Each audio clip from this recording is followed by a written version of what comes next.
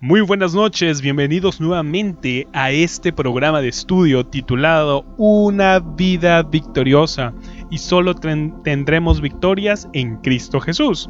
Esta noche es en el cuarto programa de esta serie de mensajes. Nos toca hablar acerca de la esperanza de gloria.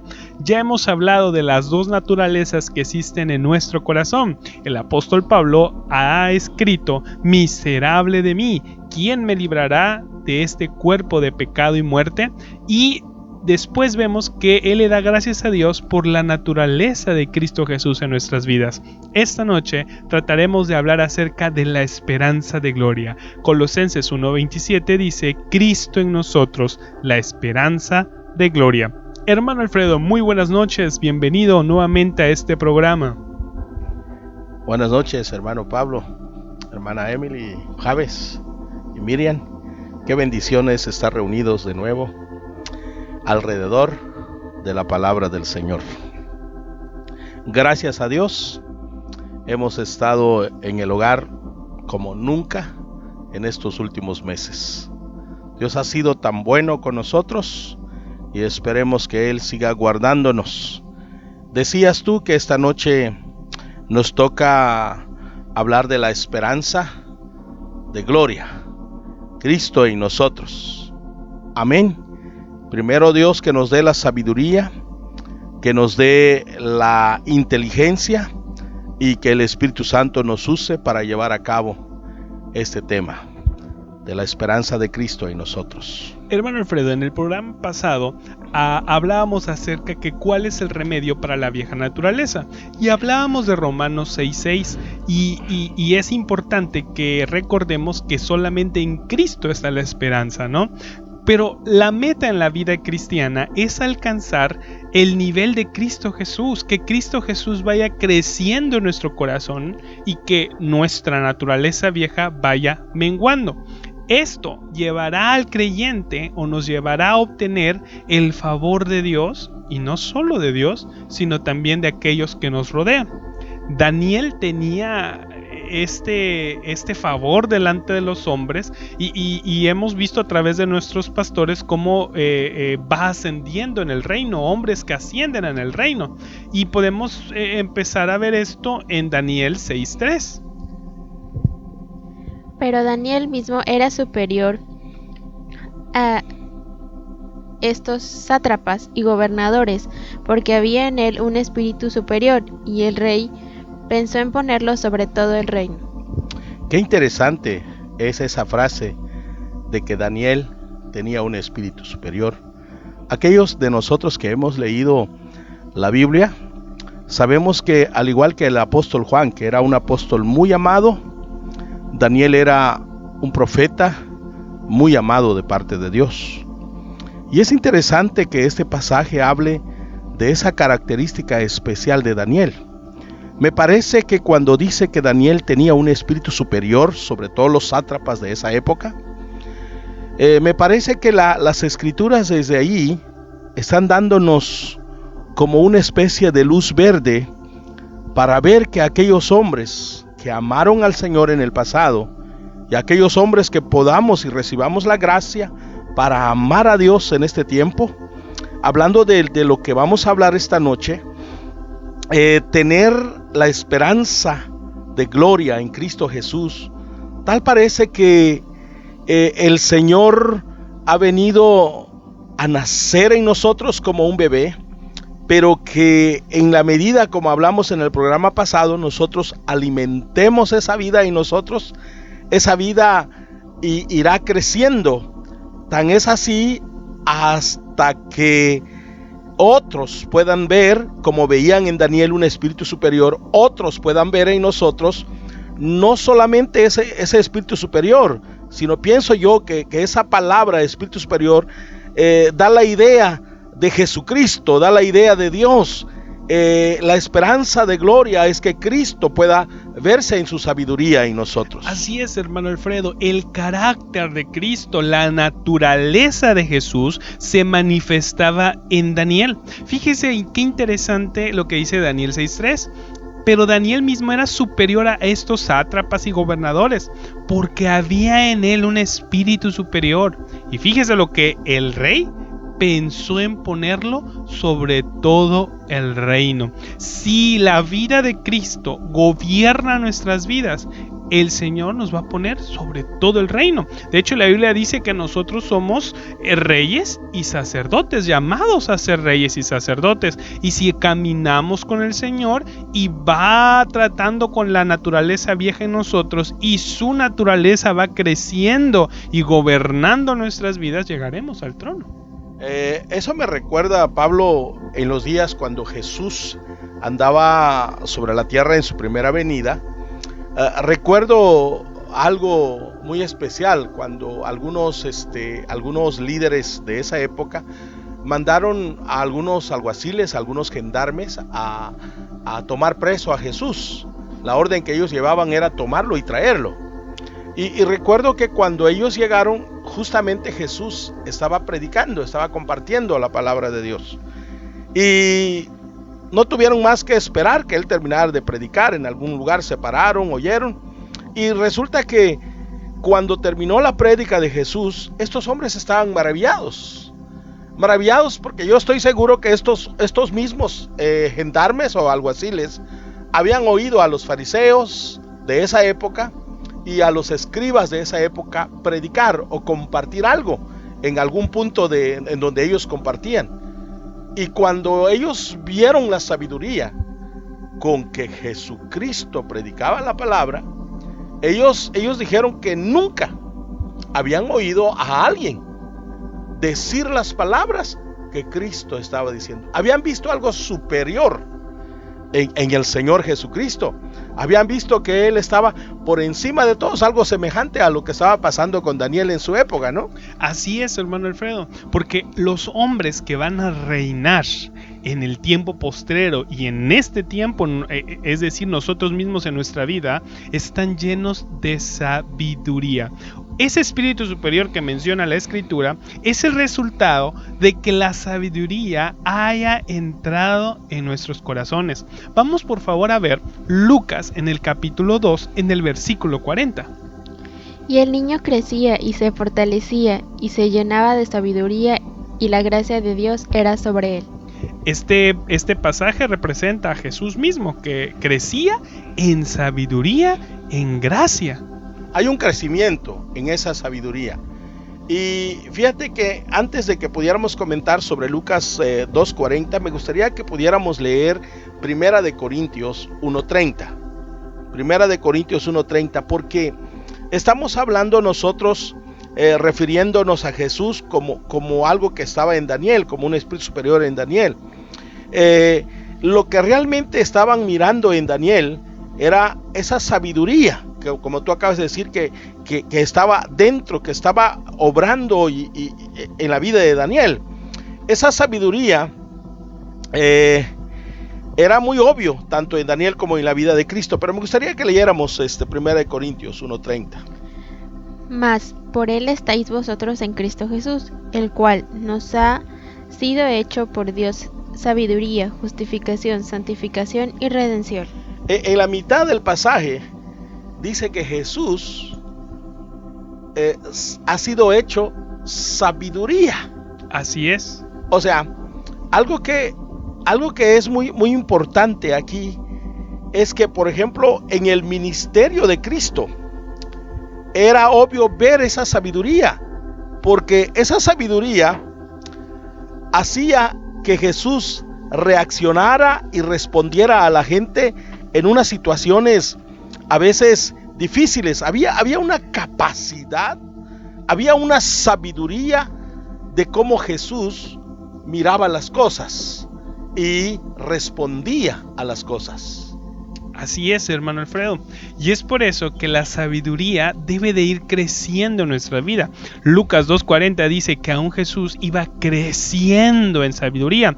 Ahora, recordemos que cuando la naturaleza de Cristo viene a nuestro corazón, va creciendo paulatinamente. Ya vimos en el programa pasado que eso depende de que lo estemos alimentando.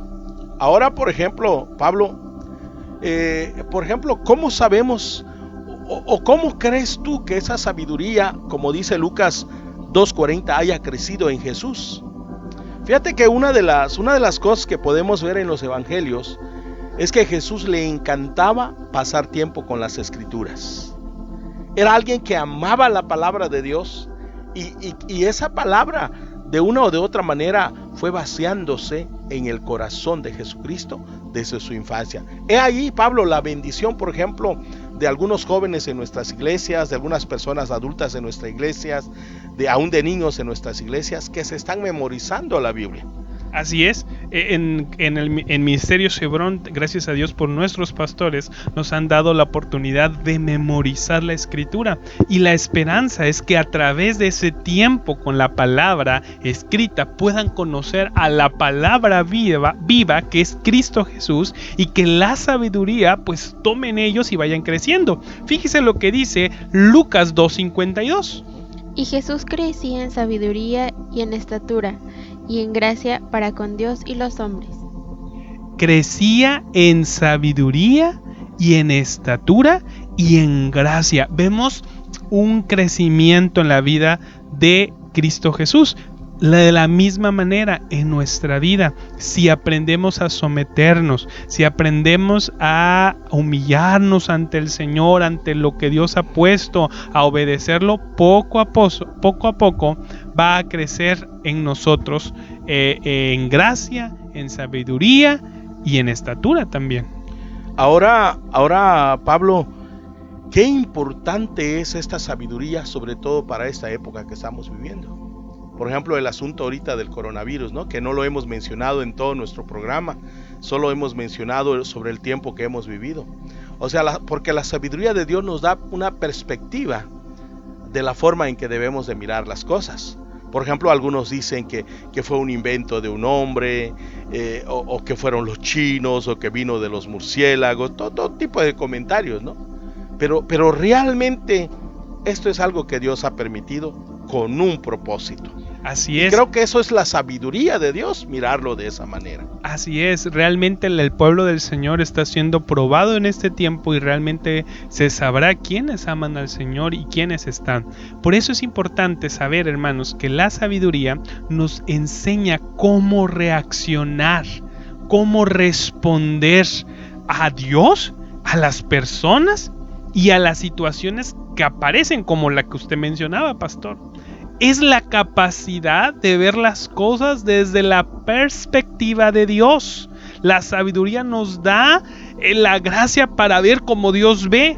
La sabiduría es el regalo de Dios que un valioso escudriñador, alguien que está buscando, anhela.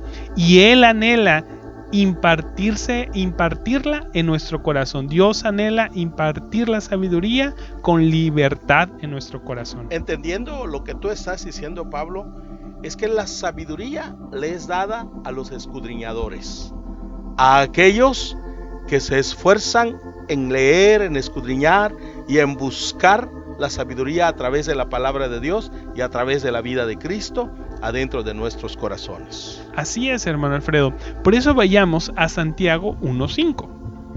Y si alguno de vosotros tiene falta de sabiduría, pídala a Dios, el cual da a todos abundantemente y sin reproche, y le será dada. Qué precioso, hermano. Porque si no tenemos la sabiduría, si no tenemos, ya vimos en 1 Corintios, que habla de Cristo, que habla de su naturaleza, que habla de su carácter, de su forma de ver las cosas, que la pidamos. Y Dios nos la va a dar.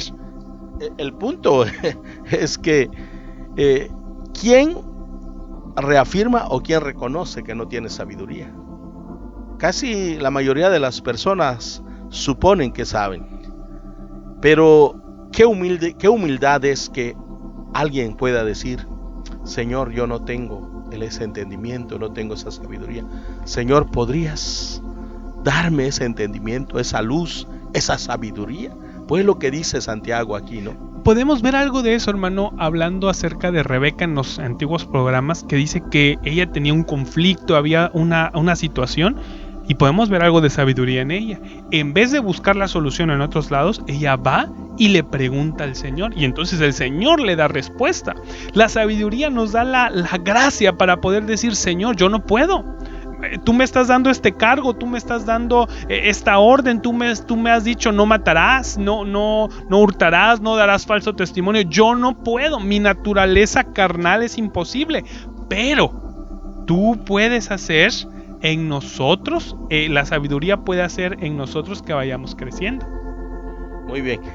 Solamente un comentario rapidito para ir entrando en todo en todo aquello o características que posee alguien que tiene la esperanza de gloria en Cristo Jesús, porque aquí vamos a hablar de varias características que tiene la persona que tiene la vida de Cristo creciendo adentro de él. Solamente lo que iba yo a mencionarte, por ejemplo, Salomón era muy joven cuando él fue llamado por Dios a dirigir a la nación de Israel. Eran en esa época las 12 tribus unidas. Y él era tan joven que no se sentía capaz de poder reinar un pueblo tan grande. Y en la primera oportunidad que él tuvo un encuentro con Dios,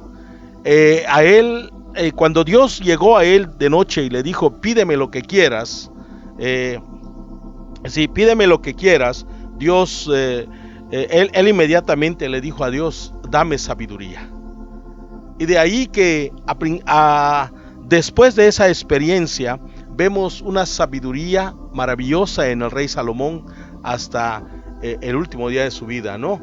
Obtuvo una decadencia al final de su vida, pero en sí esa sabiduría se reveló mucho en la vida de Salomón. Para los hombres del reino, la sabiduría es importante. La sabiduría produce un espíritu superior, lo que veíamos con Daniel, esa naturaleza de Cristo. Habrá un cambio, hermanos, en nosotros cuando empecemos a ver las situaciones a través de los ojos de Dios. Van a cesar la crítica, las quejas, la ansiedad, la incertidumbre. ¿Por qué? Porque una mente renovada nos transforma totalmente en otra persona. Hablábamos de la renovación que hay en Cristo Jesús, que Romanos 12 nos dice. La mayor parte de nuestros problemas en nuestras vidas surge de no ver las cosas al modo de Dios. ¿O no, hermano Alfredo? Bueno, yo creo que confirmando eso, respaldando lo que acabas de decir, pudiéramos leer el libro de Isaías 55, 8 y 9. Porque mis pensamientos no son vuestros pensamientos, ni vuestros caminos mis caminos, dijo Jehová. Como son más altos los cielos que la tierra, así son mis caminos más altos que vuestros caminos, y mis pensamientos más que vuestros pensamientos. Sí.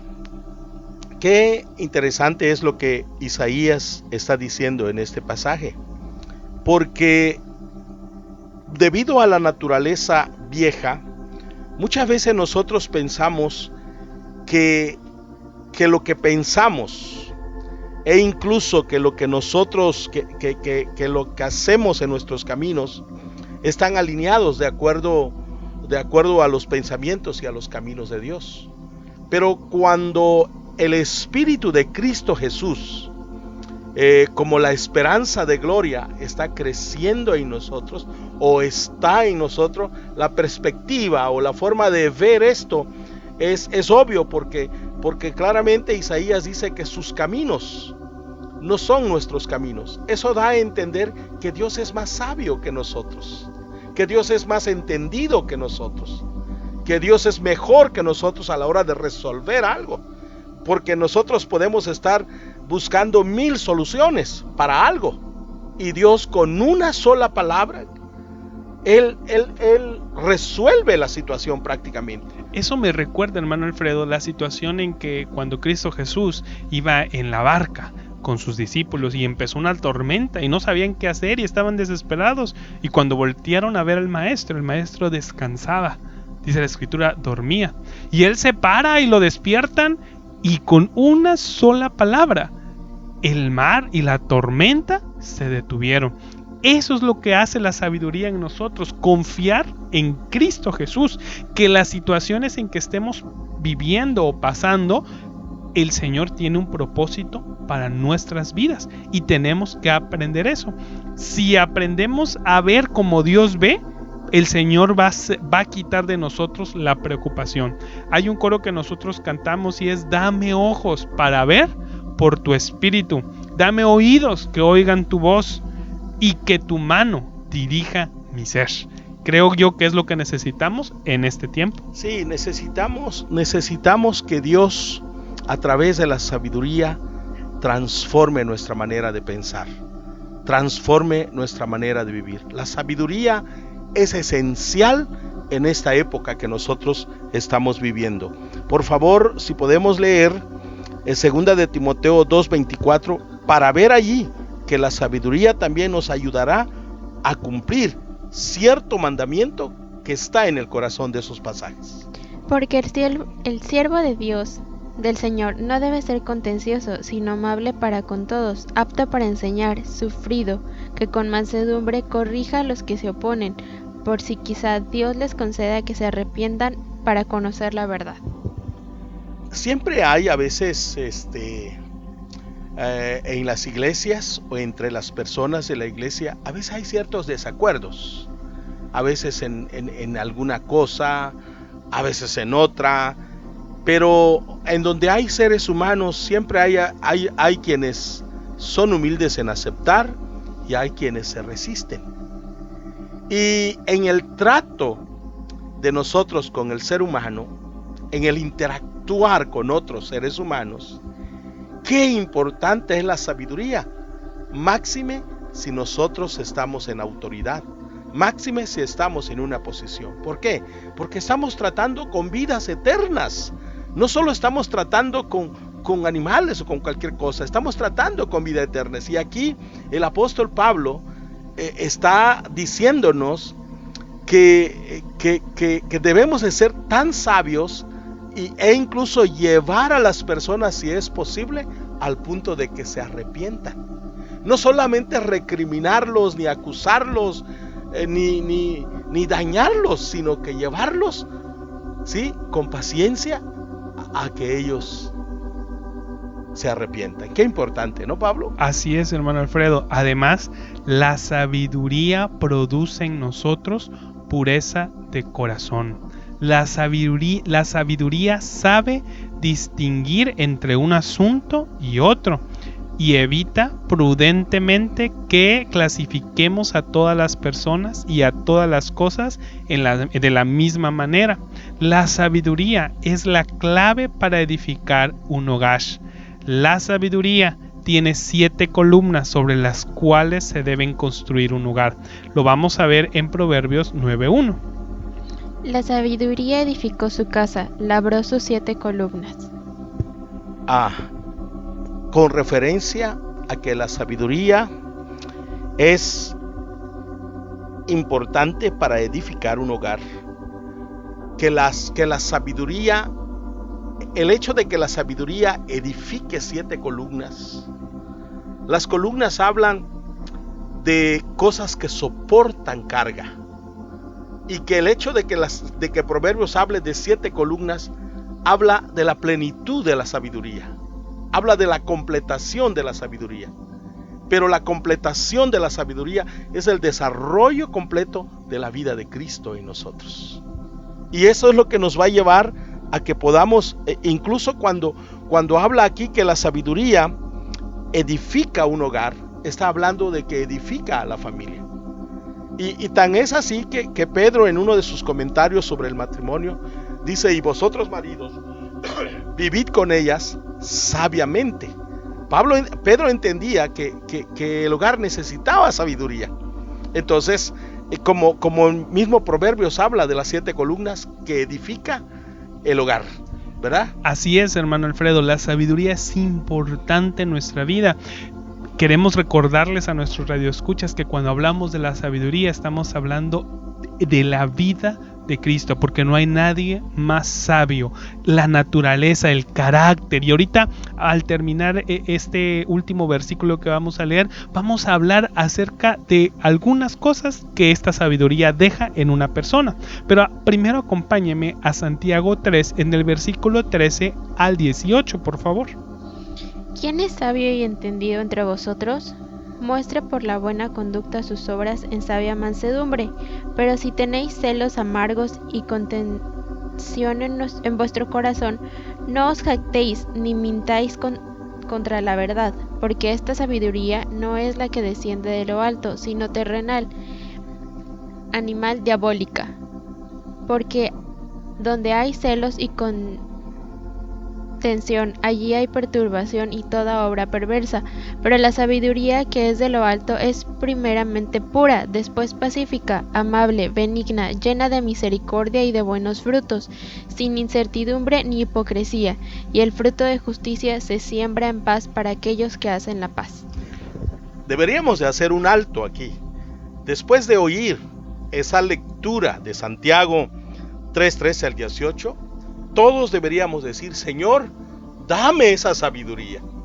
Como la mujer samaritana, después de haber oído del agua viva, dijo: Señor, dame de esa agua para no volver a venir aquí a sacarla. Entonces nosotros en este tiempo necesitamos, después de esa lectura, decirle: Señor, dame esa sabiduría. ¿Por qué? Porque en esos pasajes Santiago claramente está hablando de nuestras actitudes diarias, de nuestras obras diarias, del trato para con las personas. Y decías tú hace un momento que vamos a hablar de algunas características cuando la vida de Cristo ha crecido en la vida de las personas. Precisamente en Santiago 3:13 dice: ¿quién es sabio y entendido entre vosotros? Muestre por la buena conducta sus obras en sabia mansedumbre. Y el 14 dice: pero si tenéis celos amargos, contención en vuestro corazón, no os jactéis, ni mintáis contra la verdad. Aquí vemos un paralelismo. En el versículo 13 dice: ¿quién es sabio? Pues si eres sabio, muestra por buena conducta tus obras. Pero si no eres sabio, entonces tienes celos amargos, tienes contención, pleitos, envidias en vuestro corazón. No os jactáis, no mintáis. Entonces, ¿qué es tener sabiduría? ¿Qué es tener la vida de Cristo? ¿Cuáles características son? Bueno, podemos ver algunas características. Un espíritu excelente, un espíritu superior como el de Daniel, bueno, no busca faltas, es misericordioso, no se queja. No busca... Me gustaría ahondar en esa primera parte que tú dijiste. No busca faltas. O sea, a veces en medio de nosotros hay quienes andan buscándole el pelo a la sopa. Así andan. No, dice: al que tiene el Espíritu de Cristo no anda buscando eso. Tú acabas de decir que no busca faltas, que es misericordioso. Tiene misericordia. Muchas veces pasa algo en la iglesia y ¡a que lo expulsen! No es santo, no queremos ver año que ni se junten. Pero tenemos que ser misericordiosos. La autoridad está ahí, el pastor está ahí para decidir qué va a pasar con esa persona, pero usted no. Usted es una oveja más y tiene que ser misericordioso. Deja a la autoridad hacer su trabajo. No se queja, no anda ahí por todo el mundo. Ay, estos no tenemos servicios. Ay, ¿qué hacemos? Ay, no manipula. No se irrita, ¿sí? No critica, porque muchos vivimos criticando a los demás. No, alguien que tiene ese espíritu de Cristo, esa vida de Cristo, esa esperanza de gloria, esa sabiduría de Dios, se somete. Amén. Se somete a sus pastores, se somete a los líderes. Es alguien amable, no es cínico, es cálido, es sincero, es cooperador, no discute, no es rígido y es honesto. Es razonable, es sin hipocresía, no tiene una pantalla. Ay, sí, hermanito, yo lo amo a usted, pero da la vuelta al hermanito y habla mal y cuenta chismes. Ay, ¿cómo es posible? No tiene sarcasmo. ¿sí? No exaspera a la gente, no es alguien que ya hay hermanitos que, ya que se vaya porque habla mucho, sino es una persona afable, es paciente, es disciplinado, es firme, tiene buen gusto en su corazón, no es vengativo, no le hacen algo y ya voy a ver la manera de cómo vengarme, cómo me las va a pagar. Me la hizo. es comprensivo, sabe escuchar, sabe entender a la otra persona, es gentil. En la iglesia hemos hablado muchas veces de por favor, gracias, de esta manera vamos a hacer, con gentileza los líderes abren a los hermanos, los porteros, por favor, puede mover su carro, y el otro hermano, sí hermano, con mucho gusto, ahorita lo hago. No es arrebatado, no es como a veces en las bodas hay mesa de dulces y es el primero porque yo quiero agarrar. No es arrebatado. Adelante hermano, usted llega, yo espero en la fila, no importa que salgamos más tarde. Tiene lleno de gracia en su corazón, no es áspero, no es un hermano que buenos días, ¿qué tienes de buenos hermano? ¿Verdad? No es alguien así, no es alguien que está con la cara toda ácida de como si hubiera tomado limón. Es alguien que es afable, es amoroso, no sospecha, no dice, ay, esta persona me quiere hacer algo, es sin enojo. Así es un espíritu excelente. Bueno, para terminar, dijiste es una palabra que a mí me despertó, me abrió los ojos. Por ejemplo, lleno de gracia. Y si hay alguien lleno de gracia bíblicamente, es Jesucristo. Amén. Y si la vida de Cristo nos ha llenado esa esperanza de gloria en nosotros, ¿sí? Es naturalmente que la gracia de Dios abunda en nosotros. Hermano Alfredo, todas estas características que dijimos es la vida de Cristo. Amén. Él era sincero, cálido. Dice que Juan se recostaba sobre su seno y él estaba ahí. Él era una persona sin hipocresía, o sea, él era firme en sus convicciones, en lo que decía. Él era gentil, se acordaba de los pobres. Él era sin enojo. Y uno dice, no, pero cuando hizo bajo el Espíritu Santo, siempre es a través del Espíritu Santo.